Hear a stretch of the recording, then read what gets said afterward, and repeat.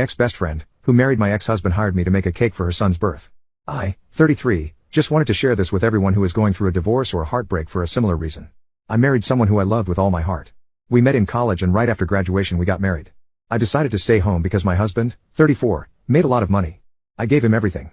Supported his business, cooked for him, cleaned for him. Basically babied him a lot because I was in love with him. I thought if I was a good wife and nurtured him, he would love me back. And for like 5 years it was good. I discovered he was cheating on me when I found a random receipt from a hotel. I investigated a little and found out he was in fact cheating on me. And his AP was my best friend Kylie, 31. I was betrayed by 2 of my closest people.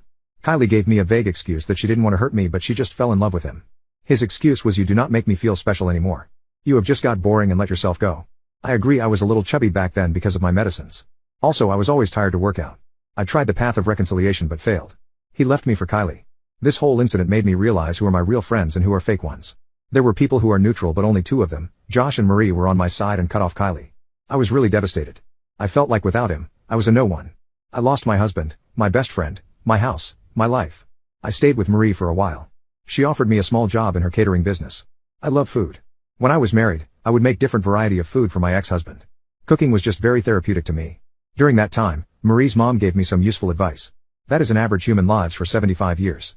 You are already 27. Are you that stupid that you want to waste the rest of your life being sad over a man who never loved you? That thing really stuck with me. I have trust issues because of my husband's infidelity.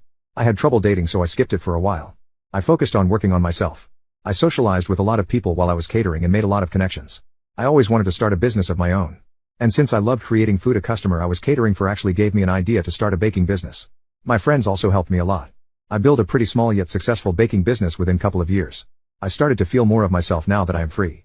I didn't realize I had so much free time in my hands because I wasn't busy taking care of a large human. My house was clean. No one is putting dirty laundry on the floor. No one is telling me to make something else because they are not in mood for a certain dish. Nobody puts dirty dishes on the sink. I started to embrace this solidarity.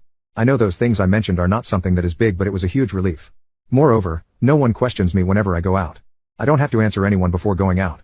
I can spontaneously go on a long drive and I don't have to ask for permission. I learned a new language within my free time. I focused more on family and friends who genuinely love me. And getting dumped has made me see the red flags I missed in my marriages. I used that as a lesson to steer clear of any trash men in my life. I dated few men but they didn't seem nice to me. But it didn't bother me a lot. I am happy being single and carefree. I see my divorce as a blessing to me rather than a curse. I do feel alone sometimes, but recently I got a call from Kylie saying that she regrets marrying my ex. Because he never appreciates her and always puts the burden of everything on her. They have 2 kids now. But my ex doesn't help her with any chores. She is always tired and exhausted after taking care of 2 kids and an adult. It just made me realize that it would have been me if my husband didn't cheat on me with Kylie. I simply told her, "Well, you said you loved him, so he is your problem now. What's the point of coming to me?" That woman has the audacity to say she wanted a friend. I blocked her number. I don't want to be in their lives. Sometimes I feel like I missed my prime because I am now 33. It feels too old to start over. But I still have hope for love one day. I am currently dating a guy who is also divorced like me because his wife cheated on him. So we will see how that goes. I, 33, am in a bit of dilemma. You see, my ex-best friend, 31, had an affair with my ex-husband, 34, when we were married. Our friendship fell apart right over there. I didn't have any contact with her until a month ago. She called me and said she is not happy with her life. I have moved in with my life. I don't need their shenanigans. I run a small baking business. It is relatively new. I only take orders for cakes on occasions like birthdays, graduation or reunion, except for weddings. I have some plans to expand it and also have a dream to open a bakery of my own one day. Few days ago, I get an order from my ex-best friend. She wanted me to make desserts for her son's first birthday. And she doesn't just want me to make a birthday cake. She also wants a dessert section in the birthday party. It is a huge order and the pay is good. It will be good for my business. But as you can see, she and I have a history. This made me question. Why does she want me to do it? My ex comes from a well-to-do family. He also has a high-paying job. She could easily hire the best baker in town. Why does she want me to do it? My business is not that big. It made me feel like she is trying to grab my attention. Or just trying to sabotage my business. Or maybe she wants to talk to me after I shunned her the last time. On the other hand, the businesswoman inside me says to take it. I know I can do it. The party is huge. There will be many people from affluent background. I can promote my business to those people. It will boost my revenue as well. I am thinking if I just avoid her as much as possible then it will be good. But I don't know. I am stuck in between. I need some good advice. My ex-best friend, who married my ex-husband, hired me to make a cake for her son's birth. Sorry to disappoint you guys, I accepted the order. It looked too good to pass it to someone else. Call me a greedy businesswoman all you want. But like you said, ask for advance payment. I did ask for it. They paid in advance. I always ask for advance full payment. I also minimized the contacts with my ex-best friend. So far the interaction between us has been through email, and also I have an assistant who is a family friend. He knows my situation and is a middleman. I am documenting everything. I know I am taking a huge risk with this, but I am willing to see where it goes. Also, I got to know hiring me was my ex-husband's idea, not hers. My ex heard about my service from a colleague of his and wanted to hire me. I haven't talked to my ex about this. Most of my communications has been with my ex-best friend. Nothing big happened. I am still working on it. I will post a full after all of this is done. Stay tuned. I decided to talk to my mom about it. I just needed her insights about this matter. She told me I should do what I want to do. My boyfriend also encouraged me to take the order. He says that if I had to stay to organize the dessert table he would be there for me. I took the order. And it turns out, it was my ex-husband's idea to hire me. Because one of his colleagues recommended my services to him. And it was sort of short notice, so I had to rush this. Anyways, I kept it strictly about business. I did take the payment in advance just like some of you have mentioned. I always ask for advance payments. I mostly maintain communication through email. I have an assistant who is also a family friend of mine to handle all communications. My ex-best friend tried many times to meet with me in person, but I told her to just email me because I do have cake orders for other people too. I only had to meet her one time in person regarding the order. She sent me the details of the party over the email. And like I mentioned, it was a huge order. I didn't just have to make a birthday cake for the baby, it is Pokemon themed. There were also cake pops, cupcakes and macaron. Luckily, I had my friend Marie over for some help. Yes, I did pay her.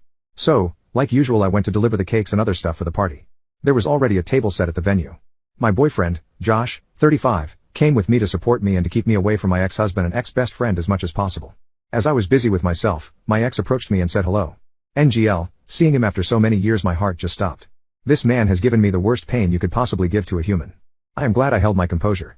I also said hello back. He tried to have a small talk with me by saying that he is sorry about how things went down and what he said, and also I looked better than the last time he saw me. Then he drops a big bomb. He said all these years he has thought of me, wondering what I was doing even though he is happy with his married life.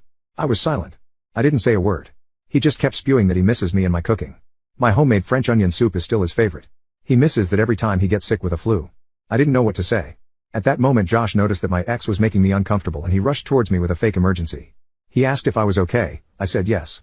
After the table setting was done, I was about to leave. That's when I saw my ex-father-in-law along with other guests. He noticed me and came to give me a hug. My ex-father-in-law is a very humble man. In fact, he was the only man who was on my side when I was going through a divorce with his son. He looked really happy to see me and asked me how I was. He started to chat with me. I talked to him about my business and he gave me some advice. He even talked to my boyfriend. He called Josh a pretty standard guy, whatever that means. Ex-father-in-law was nice. And said he would suggest my services to his friends too. He insisted that I stay until lunch is served. I said no a couple of times, but he managed to convince me. I only stayed for one more hour or so. But I was fine. I did notice that my ex-best friend was eyeing me from the corner. I was fine because Josh was beside me the whole time. I chatted with some guests. They appreciated my service. I didn't have any more conversations with my ex. I didn't even stay for the cake cutting. I left the first chance I got, but my assistant stayed to make sure everything was fine and for the cleanup. It was overwhelming for me. I saw some of my old friends and my in-laws. My mother-in-law avoided me and some of my old friends just said hello. Later that day I got a message from my ex-best friend on my work email that she liked my service and that her guests really liked my cakes and desserts. She also said sorry. That's not where it ends. I got to know from my friend Marie, who is still in contact with some of my old friend group, that my ex-best friend is not happy with her marriage. When my ex and her are in public they would often fight a lot.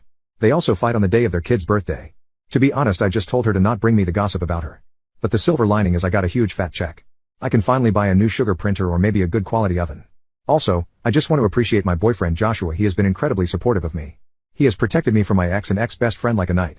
I think he deserves his own cake from me. And I know a lot of you told me not to take it. But I guess I am just a greedy Mr. Krabs who cares more about the money rather than being classy, hee hee. But this is the last time I will be taking any orders from them.